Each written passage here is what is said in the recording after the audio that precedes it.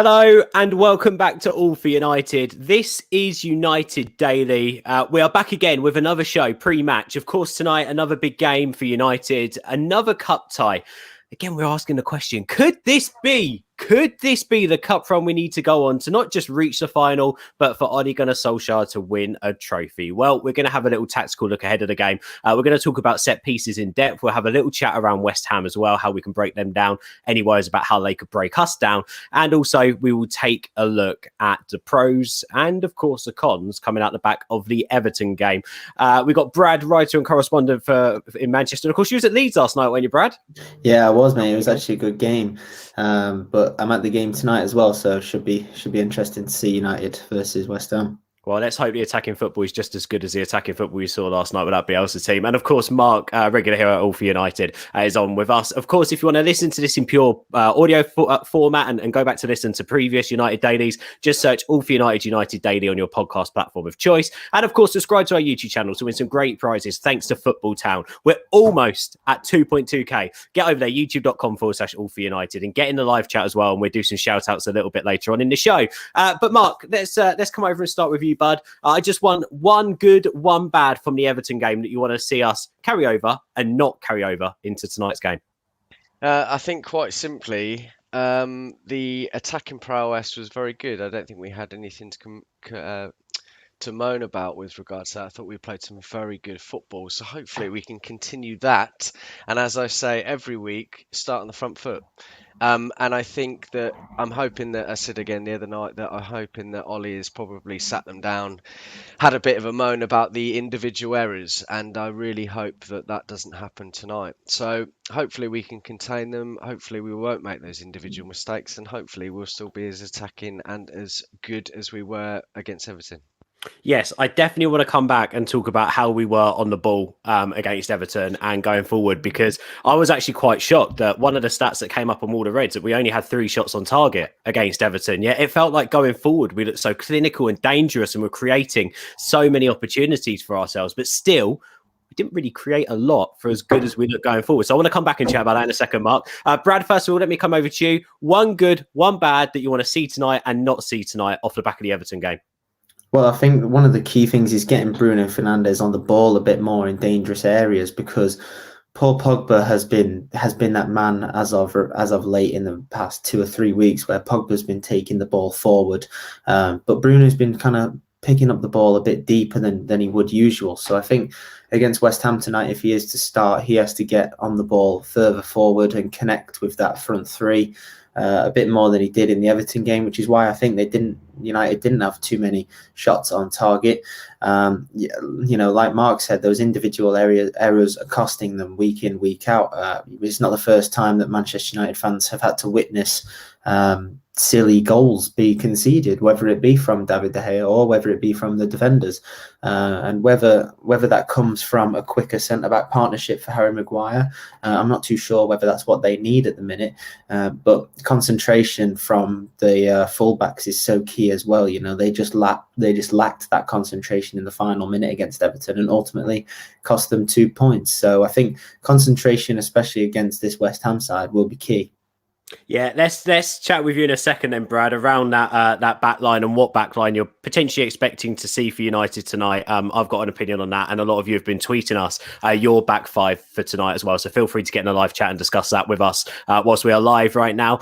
Marc, let's come back and talk about that attacking football. Brad made a good point there, getting the ball into Bruno Fernandes quicker. I always feel like Bruno grows into games, and it takes a couple of little successful moments from him to really start dominating a match. I can't believe that we are sat here after the Everton game bemoaning the result, bemoaning the defense when he scored a goal like that moment of magic. Just talk a little bit around United's attacking play and the front three that you expect to see tonight and how they can exploit West Ham. I think we'll probably see a Cavani rest tonight. I think he's obviously played a couple of games in a row now. He is very much our main number 9, I feel, and I think we've had this conversation many times. So I think he could potentially start on the bench. I wouldn't be surprised to see Martial included, probably playing as a number 9. And then we could well see Mason and maybe Rashford again. I think he'll go with a relatively strong team. I think that, as you've mentioned and alluded to at the beginning, that this is a vital competition for United, not from a fan's perspective, but for the mentality and the winning mentality that United need to start getting in and start believing in, and be able to sort of work upon and have that sort of foundation. But yeah, I think you'll probably see a 3 up front. You might even see sort of one Mata maybe start the game, or perhaps even Daniel James. But I really feel that maybe Martial might take that number 9 role tonight, and then left and right wing is anyone's guess. Oh god, sorry, I was muted. Yeah, I'm completely with you on that. I expect to see some changes, but not too many. I expect to see a strong front line. I do expect to see Greenwood tonight, but I did put out a tweet earlier on that we've all got to remember there's 5 substitutions in the FA Cup. So it could be quite telling if Ollie decides to maybe rest Bruno from the start, rest Rashford from the start. He can still bring them on at half time if he needs to make a difference, and then have those 3 substitutions in the bag still for the second half. So who knows? I remember him doing it against Leipzig. And it worked an absolute treat. He managed to rest them both for 45 minutes, but then come out in the second half and managed to really make an impact on the game with the substitutions. So that could be something to be wary of. Ollie might make a number of changes from the start tonight, but it could be that we see players introduced a lot earlier than Ollie usually does make his substitutions. So we will have to wait and see what that front line looks like. But I agree with Cavani being rested 100%. Brad, what about the back line? Do you think Maguire or Lindelof need to have a rest? It's like Bailly isn't fit. Wan-Bissaka and Shaw playing a lot of games. De Gea calls for him to be dropped and Henderson to come in. Well, what's your back 5 looking like today? How do you think Ollie will go? And just talk to us a little bit about, where you're putting the players and the combinations there, because I think confidence is a big thing with defenders, isn't it? So to rip up Maguire and Lindelof, could that just make them continue to stumble, especially coming up to a big game at the weekend again? Well, I think it's pretty obvious that Dean Henderson will start tonight, not because of the De Gea howler on the weekend, but because it's a cup game. He's really become the new Sergio Romero in that sort of role. But I would expect Wan-Bissaka to remain in the starting 11. I wouldn't be shocked if Tellers came in for Luke Shaw. He's had multiple games playing 90 minutes now for Shaw, and that is the best thing for him. Getting 90 minutes per game is so important for his confidence and his fitness confidence as well. But like when you said ripping up Maguire and Lindelof in terms of confidence wise, I don't think that would necessarily knock their confidence. I think if anything, it would be welcomed by Maguire to have a break, but I don't think that will happen. I think it could be a Maguire and Tuanzebe partnership tonight, mainly because of the racism aside, the confidence from Tuanzebe, coming on, and then they still managed to get a point late on in the Everton game will have knocked his confidence a bit. And Solskjaer, if any other manager doesn't do it, it's Solskjaer that brings confidence to these individual players. And like Marc said, that's kind of similar to what Martial's going to be brought into the squad for tonight. He's going to have to get on the score sheet to get a bit of confidence, because at the minute, Cavani's keeping him out of the side. So I think Solskjaer will be looking for Henderson, Wan-Bissaka, Tuanzebe, Tellers and Maguire. That would be my back 5 selection for Manchester United tonight. Yeah, I don't think it would be too different to that. I personally would play Tuanzebe at right back tonight. Only because I feel like Tuanzebe is the most natural replacement actually for Wan-Bissaka at right back. And for me, because I feel like if you bring Williams in at right back, he's a completely different type of player to Wan-Bissaka. So I think you're losing a slight bit of your defensive and also a slight bit of your attacking edge. That's not me saying that Williams is no good. That's me saying that the lad just isn't there yet. Whereas I think Tuanzebe isn't scared to get forward. He's got pace and power. I also think he's good on the ball when he's given a bit of time on the ball. And I also think that he's all right defensively. my way with Tuanzebe is, and I'll say this again, I've said it millions of times, I feel like when he plays next to Harry Maguire, for whatever reason, looks a whole load more shaky than he does partner next to anyone else. I don't know if it's worried because Tuanzebe potentially is young, so he tries to cover a bit too much for him. If he just loses his concentration because he expects Tuanzebe to do more than maybe his ability suggests right now. I don't know. But for me, whenever I've seen Tuanzebe and Maguire together, it's just a real shakiness about Harry Maguire that I can't explain. And I do think Tuanzebe's played his best game for United in a back three, where his main job was to man Marc Mbappe, who was out on that left wing. So he more or less played a conventional right-back role in that back three, where giving Wan-Bissaka more license to get forward or pull back to just solidify that defence. Or at right back. Remember that game against Arsenal where he was terrific when he was drafted in the team a couple of years back, and he'd done it again in a cup competition earlier on this season. So for me, I'd go Tuanzebe, and I would play Lindelof and Maguire, keep them in the team, push some confidence into them, and I'd go Tellez today. Resolute sure. Mark, you said that you agree with Brad, but is there any more thinkings about where Ollie might make maybe another change within that back line? No, not particularly. I do wholeheartedly agree with Brad. I think that was a good shout actually about Tuanzebe at right back. But I think that you're probably more likely to see Aaron Wan-Bissaka there.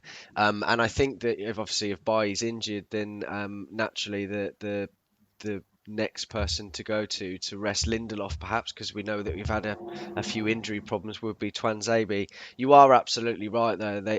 I think probably Harry Maguire does overcompensate a little bit. I think he's very much aware that Tuanzebe obviously hasn't had the minutes, hasn't necessarily got the experience yet that's needed, and I do think he overcompensates there. But I agree with Brad. I think we'll see Tellez, I think we'll see Henderson, I think we'll see Maguire and Tuanzebe, and I think we'll see Aaron Wan-Bissaka at right back.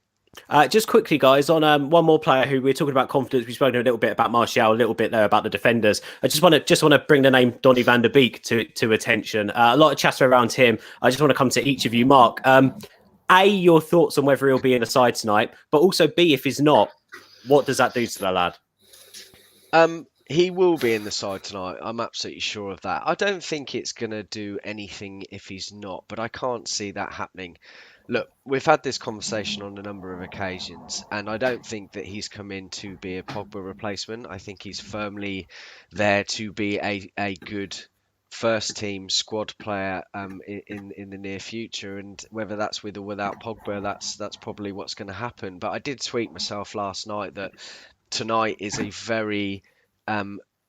a big opportunity for the likes of Henderson, Tuanzebe and Van der Beek in particular. You know, Pogba's now out injured for a bit, and this is going to be a prime opportunity for him to step up and play that sort of number 8, maybe number 10 role moving forward. And I think that in this type of game, we haven't seen Matic for a little while. I feel that Matic would be the perfect candidate to play in a single pivot.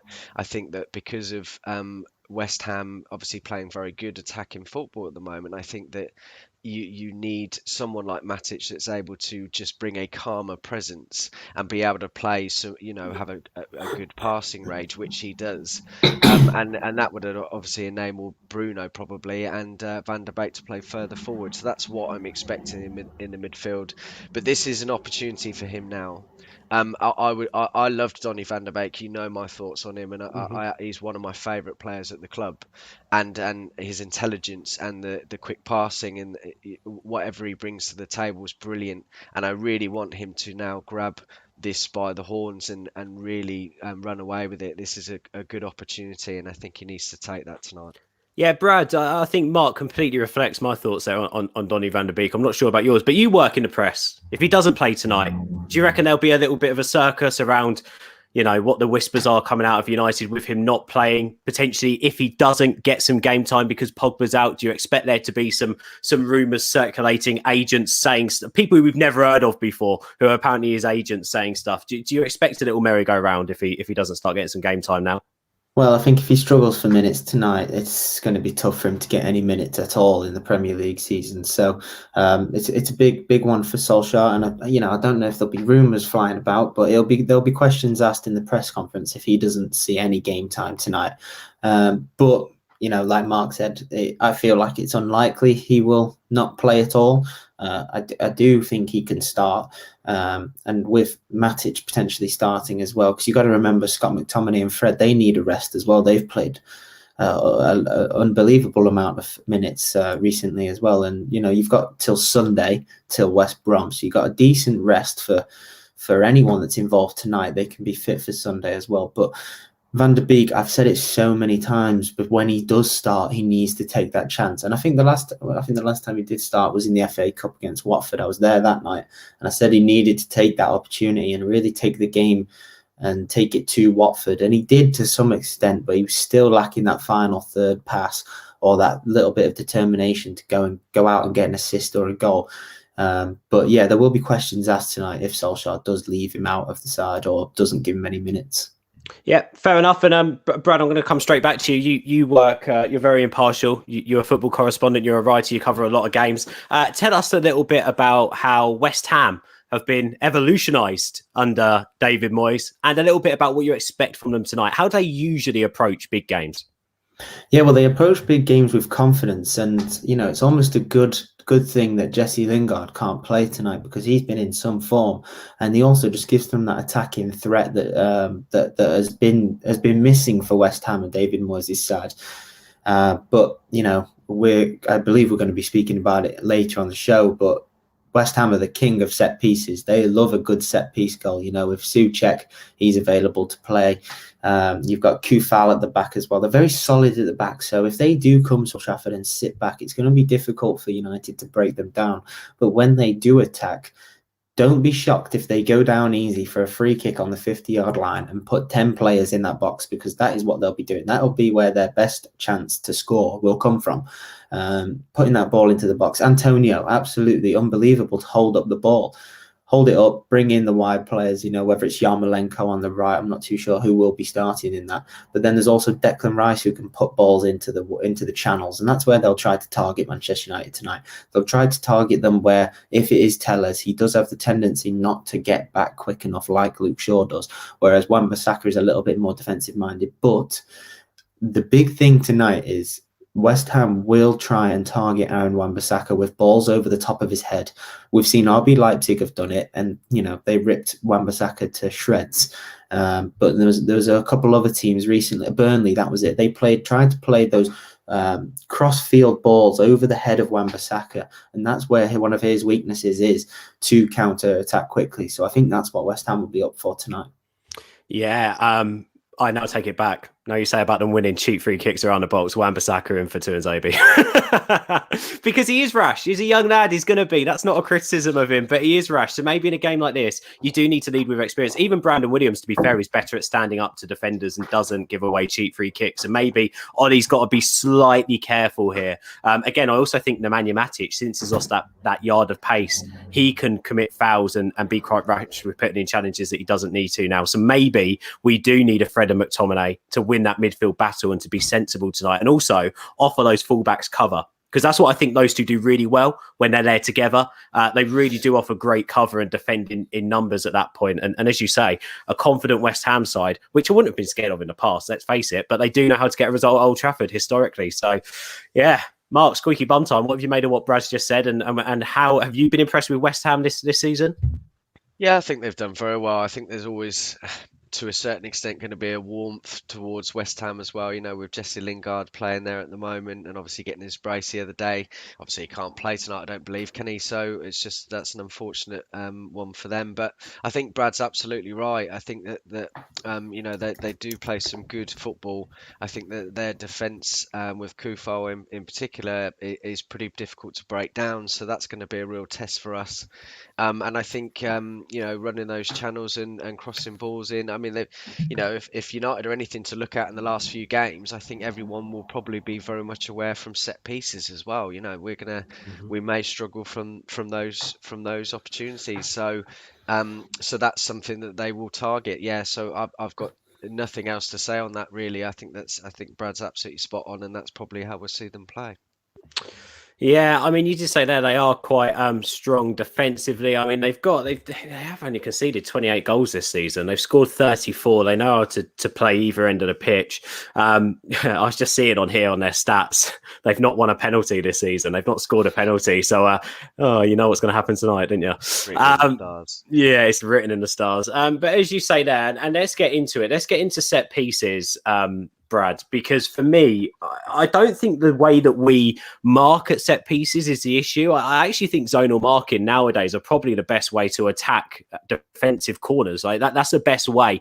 But you've got to do your job on the front post with corners if you're going to mark zonally, and not just that. You've got to make sure that your biggest players are matched up then correctly to the opposition's biggest players, or the centre backs are matched up correctly to the forwards in order to be able to, so to speak, take that pressure away from the goalkeeper and those marking zonally. Have you seen much of United from set pieces this season? And are you baffled at how this was a problem last year? I think it was even a problem the year before and continues to be this season. I think it becomes an issue once it happens more than 3 times, and it has happened plenty of times. But the one against Everton's a bit of a strange one because I think Dominic Calvert-Lewin was next to Luke Shaw, which doesn't seem to match up in my head. Harry Maguire should be on Calvert-Lewin. At a minimum, it should be Harry Maguire on the top goal scorer for Everton, an aerial threat like Calvert-Lewin. So that there's one issue. But also, Luke Shaw jumps in the air and attempts to clear the ball with his head, but it skips off the back of his head into Calvert-Lewin's chest. So whether that's just unlucky for Shaw, he's not seen it, I'm not too sure. No pun intended. But the way that United gave away the free kick, was the style of the free kick that was given away was dangerous for me to see, because it's the 94th minute, say 10 seconds over. The referee is going to oblige that the attack should have that final chance to put the ball into the box, and they did. So I think game management is so important for this United side. It's a young team, but they need to be controlling the games more, and they need to be aware of how much time is left on the clock. But yeah, whether it's zonal marking, you do need to attack that front post by winning the header, because if you don't win that header, then goodness me, you don't know who could get on the end of it. And tonight with Antonio, Souček, Kufal, United need to be wary of set pieces. Yeah, I do think hindsight's a great thing. For instance, a lot what was said on social media, potentially, Dominic Calvert-Lewin was always going to be a threat in the final minutes, pumping balls into the box. Digny's a great cross of the ball. So should Matic have been the man who came on and not Tuanzebe again? Hindsight's a great thing. Tuanzebe made almost an identical challenge in an identical position against Aston Villa as well, of which then it came to that Bay block in the last minute of the game against Villa, which then we ended up winning that. Again, hindsight is an absolutely fantastic thing, Mark, because we can all have it once we dissect it. But I don't just, for me, obviously the set piece is an issue. I want to comment on that in a minute. But also within that piece of play, De Gea decided to quickly release Rashford, which was great to see, because we're always thinking about finishing the game. And if that comes off 7 times out of 10, you probably win more games than you lose or drop points in. However, at that moment, you just want to be that slightly bit more professional, don't you? Keep hold of the ball, stick with your man. So is it concentration, Mark? Is that the problem? In these dying minutes, are we now struggling to concentrate? Yeah, I guess so. I mean, I had this conversation the other night myself, and I think that there are some things that the players do need to get better. When get better at. At the end of the game, they want to sort of go to the corner flag and waste a couple of minutes, as opposed to potentially putting yourself at risk again. I think obviously, I said the other night the Tuanzebe challenge was a bit rash, but in certain situations it does come off for you, and you rightly pointed out against Aston Villa, it was okay because Bailly was there to block it. So sometimes they work out for you, sometimes they don't, and unfortunately he was on the receiving end of a negative outcome. So, but even so, with regards to that, I feel that it probably should have been dealt with much better by the defenders and David De Gea. I felt that David De Gea could have been a bit more commanding. I felt that Maguire probably, he let them all onside.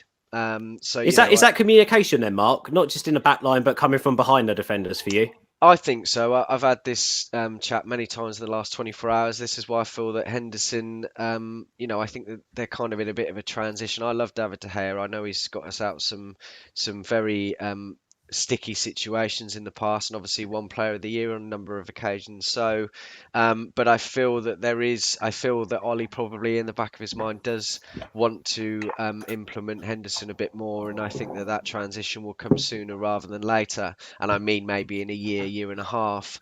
And I think that because I don't remember a time when David De Gea was particularly vocal. Never really went into the challenges that you think he should do.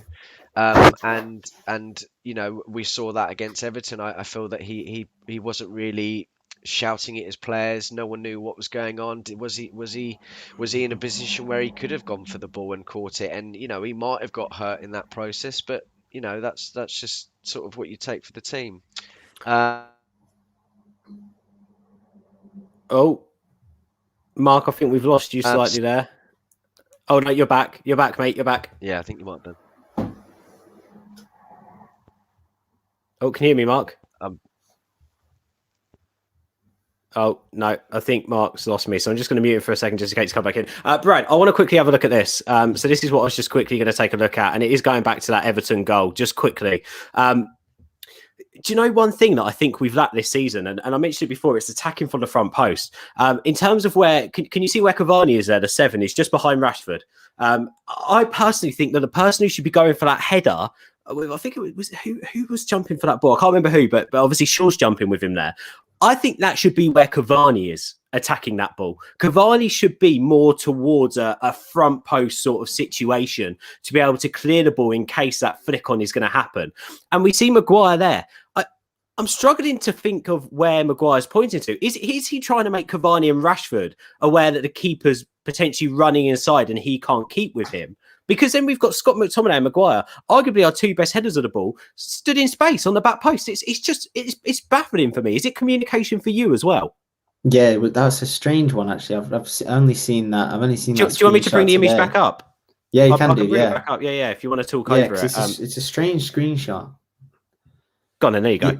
Yeah, because as you can see there, you've got Maguire and McTominay both at the back post. Obviously, the keeper's there, but normally the keeper never gets to the ball anyway, so you don't really need to be doubling up on the keeper. That's a strange choice. But you've also got Rashford and Cavani not guarding anyone, really. Rashford's kind of anticipating Shaw to miss the header, which you shouldn't really be. You're already doubting your defensive player to miss that header. And then Cavani's in front of Tuanzebe guarding absolutely no one. So I agree with you there that Cavani should be going to win that header. And Shaw is, I think he's been a great defensive left back this season, but he's not a natural born winner of the ball in the air. He's not airily one of the better defenders in that back four. Tuanzebe, is there an argument he's too weak against Calvert-Lewin? Yeah, there probably is. And similarly to Maguire, he's not even close enough on number 20. I don't know who that is. He's not even close enough there. Even if you look at Richarlison there, who you can see is currently being marked by Lindelof. Richarlison's up right there, and he's slightly leaning on Lindelof, and Lindelof has lost that challenge already. Like Lindelof is on his knees almost there, and Wan-Bissaka's just sort of backing in there to Calvert-Lewin, not really knowing where he is, and because of the way that Wan-Bissaka's positioned there, I'm pretty sure that's Wan-Bissaka. Oh, is that Tuanzebe? No, the way Tuanzebe. The way I'm sure that's Tuanzebe there though in front of Calvert-Lewin. I can't really. Yeah, that's Tuanzebe. Wan-Bissaka misses the header as well as Shaw. They both missed the header at the start. He's stuck in the ground there, Tuanzebe. Like, there's no way that his agility is going to be able to save him there to run on and block that ball away from Calvert-Lewin. So, and people calling out Maguire there for calling for offside. I don't think he is calling for offside. I think he's using his arms to flap to sort of tell Rashford and Cavani whilst pointing at the goalkeeper that the keeper's coming around the back to try and get onto the flick on. Yeah. Which is good shepherding from him. But by doing that, we talk about Maguire playing him onside. Where's Scott McTominay?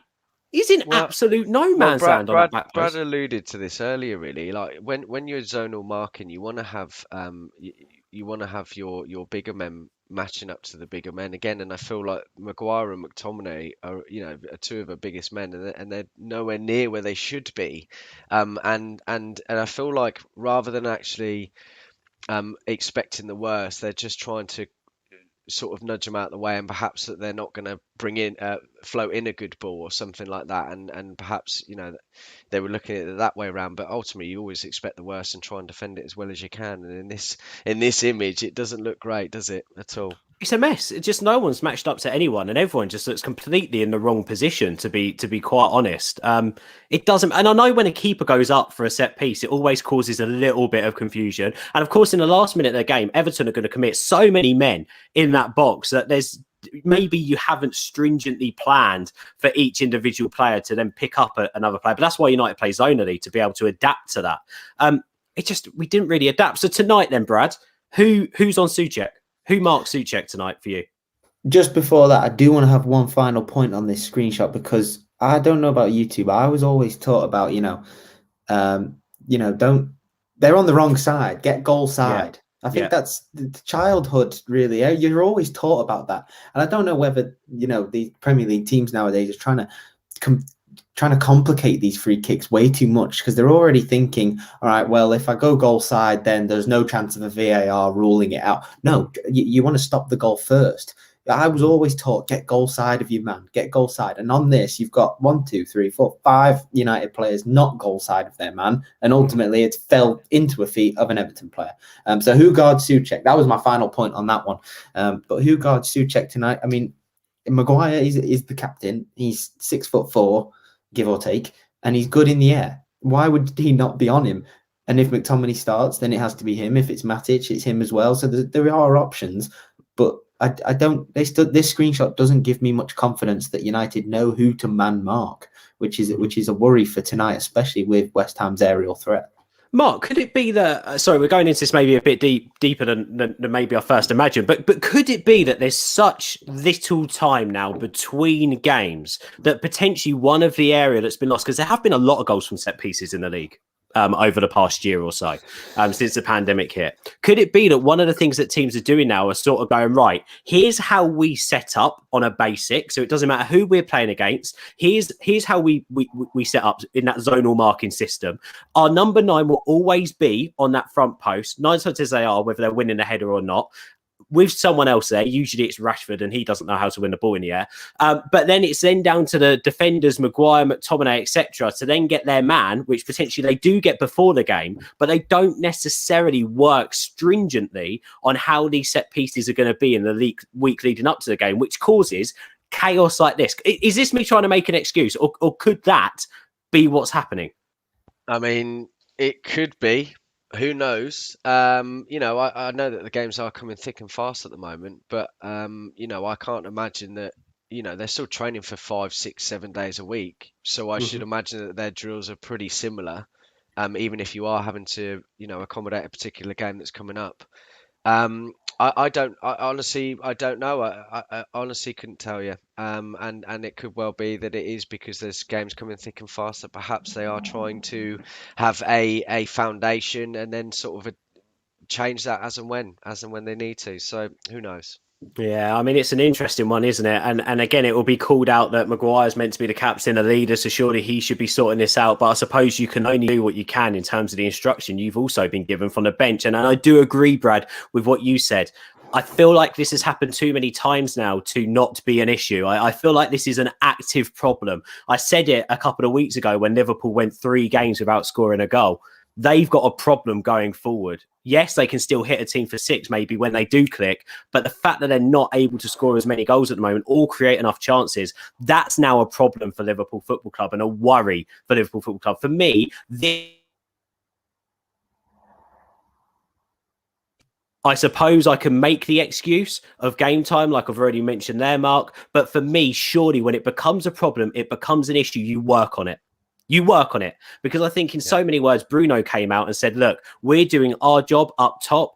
Maybe they're not. He didn't say it in these words, by the way, but the way the comments were taken was that potentially we're not, as a team, doing enough defensively. And for me, when you defend set pieces, you have to defend them as a team.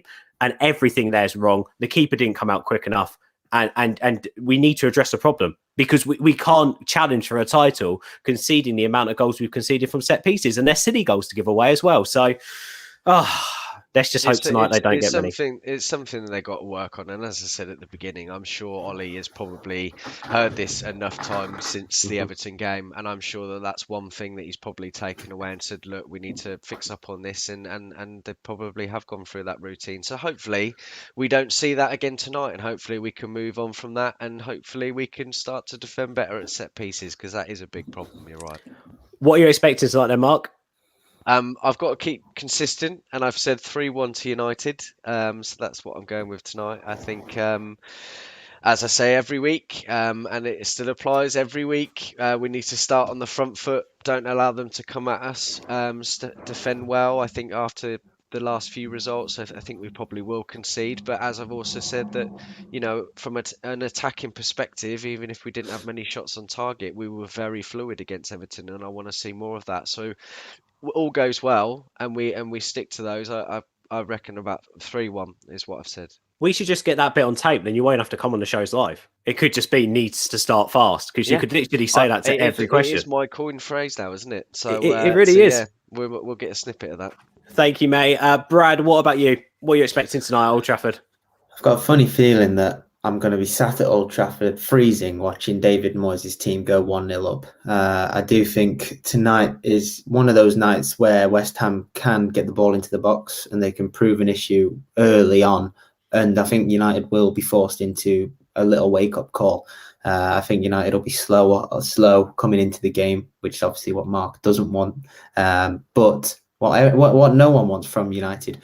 But I do think West Ham will get a goal early. But I think United and Solskjaer will bring on some of the reinforcements at half time and turn it around. So I'm going 2-1 Manchester United.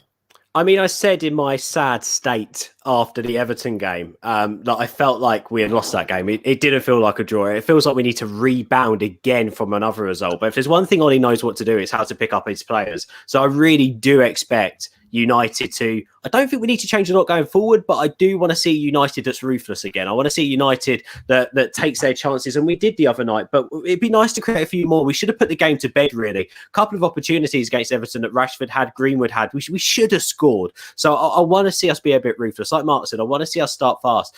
I want to feel confident in our defence. I want Ollie to put some confidence in me about our backline, because I said the other day that I didn't feel like we just lost a game after Everton. I also felt like we had lost the chance to challenge for the title. And that's not me looking at the table and going, it's not possible, we can't challenge anymore.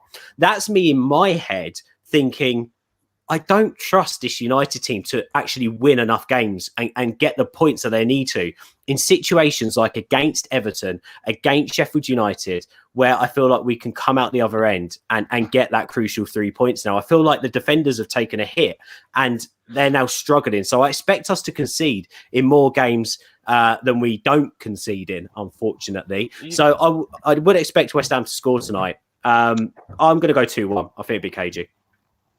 Really cagey. Were you going to say something, Marc? Sorry. Yeah, I was just going to say, you've got to remember, we didn't expect to be in this position. I don't think... But that's what I'm saying. That's what I'm saying. I'm keeping level-headed. I feel like we've got a great opportunity to go for the title with the situation we're in. It's still mathematically possible. I would have liked Ollie to come out and say, we are... Do you know what? I know things are said behind closed doors and then things are said to the press, but it's also nice for us to fans to feel the belief that also our manager's got. And I know we live in a different era, but for me... What killed Mourinho for me at United was when he came out and said, we lost 2-0. United have done that before. It's football heritage. Like, that killed me with Mourinho. You don't come out and say something like that to your fans, to the press. I would have liked Ollie to have come out and said something a little bit different after the game than he said to the press.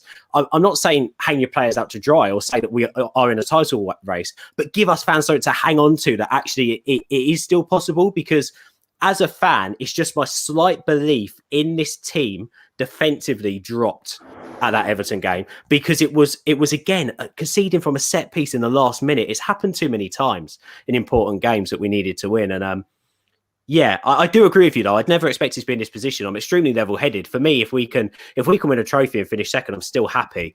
But I would have liked Manchester United to have really grabbed this challenge this year by the scruff of the neck, because boy, it was a good opportunity. Yeah. Does that make sense? Yeah, no, I totally agree. I think that Ollie probably isn't overly comfortable with his defence either, and he's having to No. work with what he's got. And this isn't the finished article. You know, we still need 2, 3, 4 players perhaps. So I think, as I said, we're very lucky to be in this position. And you're right. I think being in that position, we should have grabbed it by the scruff of the neck, and perhaps we haven't at points. And yeah, I don't disagree with you. Fickle football fans who love a bit of hindsight. That's what this is all about, giving our thoughts. Guys, thank you. Yeah, thank you for, just start quickly. Can we record that? Someone get that recorded, please. It will save us having to get an extra guest for every show. Thank you guys for watching. Brad, thank you so much. You've been brilliant, mate. Mark, thank you as ever. You were fantastic. Make sure you subscribe to our YouTube channel, youtube.com/All for United. Also, go check us out on your podcast platform of choice. Just search All for United, United Daily. We are back tomorrow when we do our Twitter React show with Dale O'Donnell, our regular on a Wednesday. We will speak to you guys soon. Take care. Stay safe, guys.